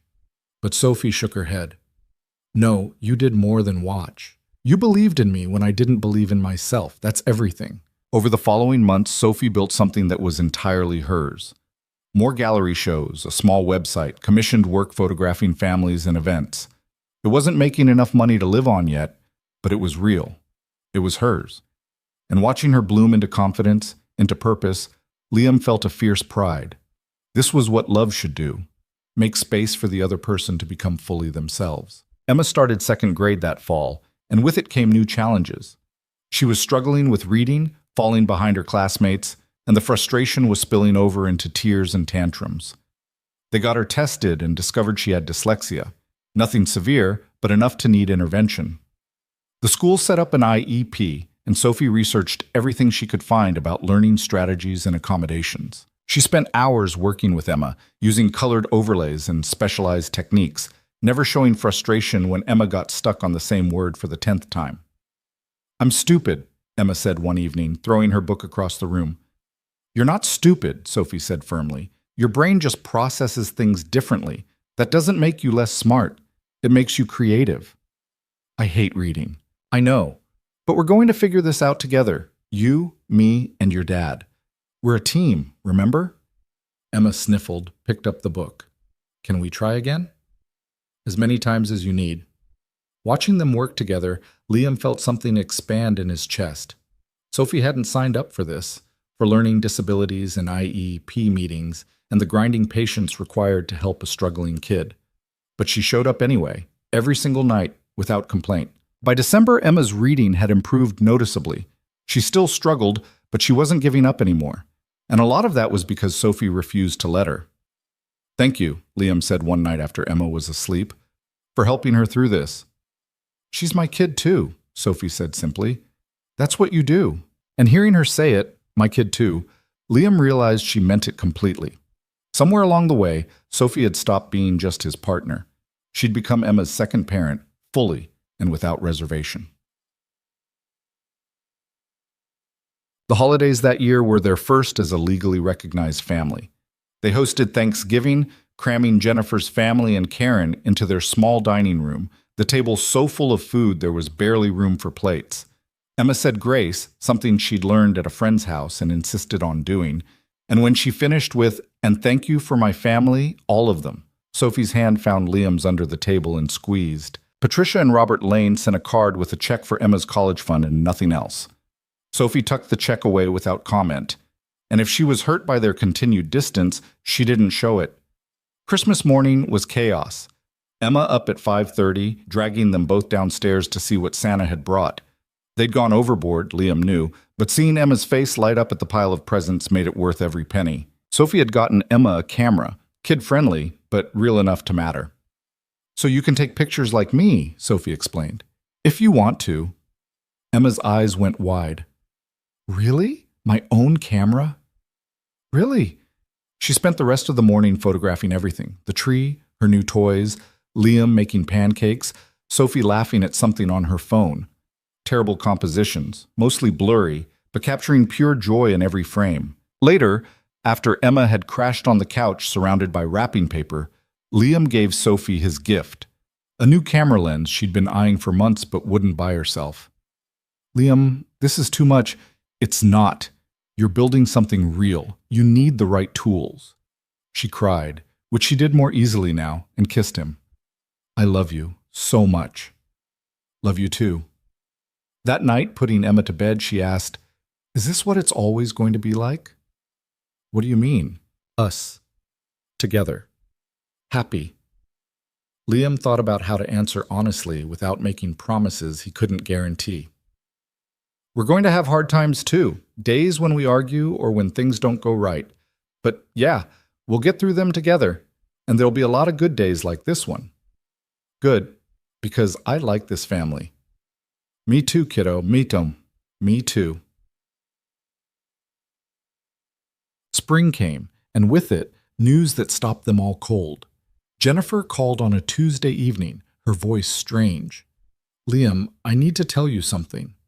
"What's wrong?" "Mom's sick, cancer, stage 3. She didn't want to tell anyone, but it's gotten worse and she needs help." Their mother. Liam hadn't spoken to her in over a year. The relationship had always been strained, gotten worse after their father died. Worse still when Liam became a single parent, and she'd suggested he give Emma to Jennifer. "What kind of help?" he asked carefully. "She needs somewhere to stay during treatment. She can't be alone. I can't take her. Mark's job, the kids' school, everything. You want her to come here? I know it's a lot to ask, after everything. But she's our mom, Liam." He thought about all the reasons to say no. The hurt she'd caused, the judgment, the years of distance. But he also thought about Emma, about what he was teaching her about family and forgiveness. "Let me talk to Sophie," he said. When he explained the situation, Sophie didn't hesitate. "She should come here. You don't know what you're signing up for. My mother is difficult on her best days." "She's your mom. She needs help. We have space." Sophie looked at him seriously. "And maybe this is a chance to heal some things. For you, for her, for Emma to know her grandmother." "You're too good," Liam said. "I'm practical. And I believe people can change, your mother included." So Diane Carter moved into their guest room in April, frail and frightened in ways Liam had never seen her.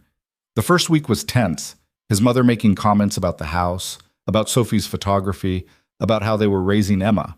Sophie absorbed it without reacting, and Liam tried to remember that his mother was scared and sick, and lashing out was her defense mechanism. The breakthrough came on a Saturday afternoon. Liam was at work, Emma at a friend's house, and Sophie was editing photos in the kitchen. Diane came downstairs, drawn by the smell of coffee. "What are you working on?" she asked, and for once there was no judgment in her voice. Sophie showed her, a series she was preparing for a show about family. "This one," Diane said, pointing to a shot of Liam and Emma building something in the garage. "This is good, really good. You've captured something true." "Thank you," Sophie said, surprised. Diane sat down, poured herself coffee. "I owe you an apology. Several, actually. I judged you before I knew you, decided you were just some rich girl playing house with my son. And now? Now I can see I was wrong. You love them, both of them, and you're building something real here." Sophie's throat tightened. "I'm trying." "You're succeeding." Diane paused. "I never understood what Liam saw in you, but watching you with Emma, with him, I get it now. You make them happy. That's not nothing." It wasn't a warm embrace, but it was honest, and it was a start. Over the following weeks, Diane softened. She helped Emma with homework, taught her to bake bread, told stories about Liam as a kid that made Emma shriek with laughter. And slowly, something healed between Liam and his mother. Not everything. There were still tense moments, still old wounds that flared up. But they talked more honestly than they had in years. One evening, sitting on the back porch while Sophie and Emma made dinner inside, Diane said, "I was wrong about a lot of things. About you being able to raise Emma alone. About Sophie. About what makes a good life. What changed your mind?" "Cancer, mostly. Facing death tends to clarify what matters." She looked at him. "You've built something beautiful here. I'm sorry I couldn't see it before." "Better late than never." "Is it? Better?" "Yeah, Mom, it is." She squeezed his hand and Liam felt another piece of his past settle into place. Diane's treatment was successful, not a cure, but remission. By summer, she was well enough to move back to her own place, though she stayed in Portland, visiting regularly. Emma loved having a grandmother, and Diane bloomed under the attention, shedding years of bitterness to become someone softer, more present. "You saved her," Sophie said one night after Diane had left from dinner. "She saved herself. You gave her the space to do it. That's the same thing."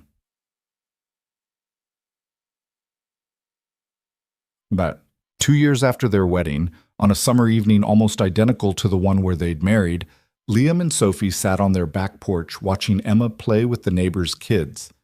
"I've been thinking," Sophie said, "dangerous habit." "About having another kid." Liam turned to look at her. They'd talked about it before vaguely, but never seriously. "Yeah?" "Yeah." Emma's 8 now. If we're going to do it, now's probably the time, before the gap gets too big. What does Emma think? She's campaigning hard for a little sister. Apparently brothers are gross. Liam laughed. And you? What do you want? Sophie was quiet for a moment. I want to build a family with you. However that looks. If it's just the three of us, I'm happy. If we add to it, I'm happy. I just want us to decide together. I want it, Liam said. Another kid. With you. Sophie smiled, kissed him. Okay then, let's do it. It took 6 months, but eventually Sophie's test came back positive. Emma was over the moon, already planning out how she'd teach her little sister everything important. We don't know if it's a girl yet, Liam reminded her. It's a girl. I know these things. She was right. The ultrasound at 20 weeks confirmed it. Another daughter. Sophie's pregnancy was harder than she'd expected. Morning sickness that lasted well into the second trimester. Exhaustion that made working difficult. But she pushed through, determined not to let it slow her down too much. The baby came in March, a week early but healthy. Clara Rose Carter, 7 pounds even, with Liam's dark hair and Sophie's nose. Emma met her sister in the hospital, holding her with the careful concentration of someone given a precious responsibility. She's so small, Emma whispered. You were this small once, Liam said. Really? Really? Did you love me this much when I was small? More. Every day, more. Emma looked at Clara, then at Sophie. Are you going to love her more than me? Sophie reached out, touched Emma's face. My heart doesn't divide, sweetheart. It multiplies. I have enough love for both of you, always. Promise? Promise. Bringing Clara home was an adjustment. Liam had forgotten how demanding newborns were, the sleepless nights, the constant feeding, the way everything in your life revolved around this tiny, helpless creature. But Emma stepped up, helping in small ways, fetching diapers and singing to Clara when she cried. And Sophie, despite the exhaustion, glowed with a contentment Liam had never seen before. This is what I always wanted, she said one night, rocking Clara back to sleep. A family that was mine, that I chose. You've got it. I know. Sometimes I still can't believe it's real. 6 months after Clara's birth, Sophie's first solo show opened at a gallery downtown. Her work had evolved, intimate portraits of families, candid moments that captured something essential about connection and love. The centerpiece was a series about their family. Liam fixing a light fixture with Emma watching, Clara asleep in her bassinet, all 4 of them crowded around the dinner table. Raw, honest, beautiful. The show was a success. Critics praised her eye, her ability to find grace in ordinary moments. Several pieces sold, and a local magazine commissioned a profile. Liam stood in that gallery, watching strangers admire his wife's work, and felt overwhelming pride. Sophie had come so far from that lost woman in the too big house.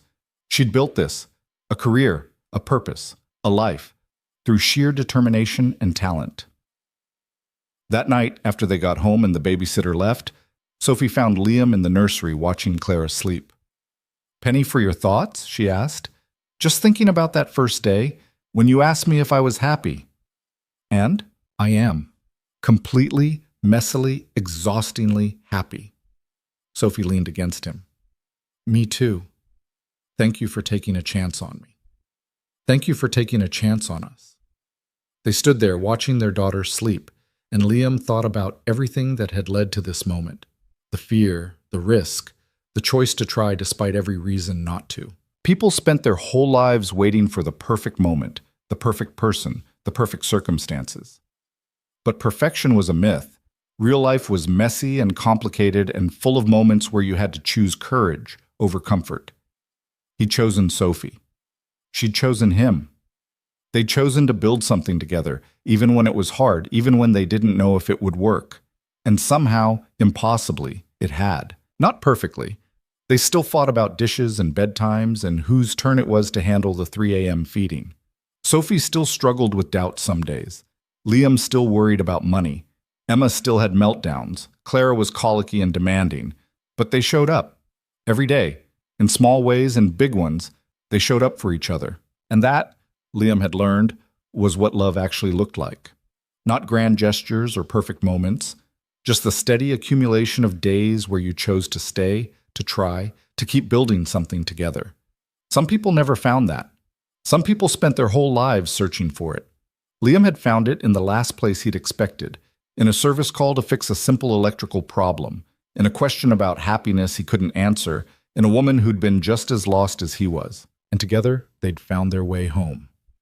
5 years later, Emma was 13 and Clara was 5, and their lives had expanded in ways Liam never could have predicted. Sophie's photography had taken off. She was booking weddings and events, teaching classes, mentoring younger artists.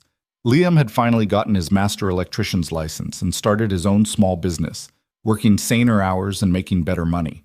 They'd renovated the house slowly over the years, fixed that terrible bathroom tile, rebuilt the back fence, added a proper deck. It wasn't fancy, but it was theirs. On a Saturday afternoon in June, almost exactly 8 years after their wedding, the whole family gathered in the backyard for Emma's 13th birthday party. Jennifer's family was there: Diane, Karen, Emma's friends from school, Clara running wild with the other little kids. Liam stood at the grill, flipping burgers, watching Sophie photograph the chaos with the ease of someone who'd made a career of capturing joy. Emma appeared at his elbow. "Dad, can I ask you something?" "Sure, kiddo." "Do you remember when it was just us, before Sophie and Clara?" "I do." "Was it better or worse?" Liam thought about how to answer honestly. It wasn't better or worse. It was different. We were doing okay, just the two of us, but what we have now, this is pretty great, don't you think? Emma nodded. "Yeah, it is. I just wanted to make sure you didn't miss it. The before." "I don't miss it, but I'm grateful for it. It made us who we are." "And who are we?" "Survivors who learned how to be happy." Emma grinned. "That's pretty good, Dad." She ran off to rejoin her friends, and Sophie came over, Clara on her hip. "What was that about?" she asked. "Emma checking that I don't regret our life." "Do you?" "Not even a little bit." Sophie kissed him, and Clara made a disgusted noise. "Ew, kissing!" "You'll understand when you're older," Sophie told her. "I'll never understand. Kissing is gross." They laughed, and Liam took Clara so Sophie could grab her camera for more pictures. He stood there holding his youngest daughter, watching his eldest laugh with her friends, his wife doing what she loved, and felt the kind of contentment that came from building something slowly, intentionally, with love. This was it. This was the life they'd fought for, chosen, built together. Messy and imperfect and absolutely real. And standing in his backyard surrounded by everyone who mattered, Liam realized something important. Happiness wasn't something you waited for. It was something you created, day by day, choice by choice. It was asking the hard questions and sitting with uncomfortable answers. It was showing up even when you were scared. It was believing people could change, could grow, could become more than their circumstances suggested. It was choosing love over fear, mess over perfection, honesty over ease. Sophie had taught him that, and in teaching him, she'd saved them both. Not from anything dramatic or terrible, but from the quiet desperation of lives half-lived, from the safety of never taking risks, from the loneliness of going through the motions. They'd saved each other. And in doing so, they'd built something worth saving. A family, a home, a life. And that, Liam thought, watching the sun set over his backyard while his daughters played and his wife laughed, was more than enough. It was everything.